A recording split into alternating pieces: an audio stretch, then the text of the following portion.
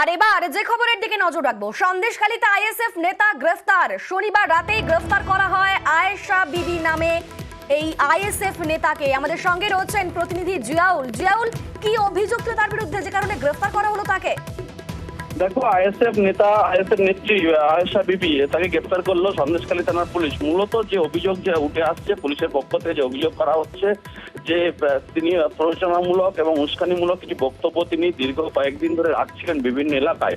সেই সুনির্দিষ্ট সেই ঘটনার কারণেই তাকে পুলিশ গভীর রাতে, অর্থাৎ মিনাকা তার বাড়ি থেকে পুলিশ, সন্দেশখালী থানার পুলিশ তাকে তার বাড়ি থেকে গ্রেফতার করে আজকে তাকে বসিরহাট মহকুমা আদালতে তোলা হবে।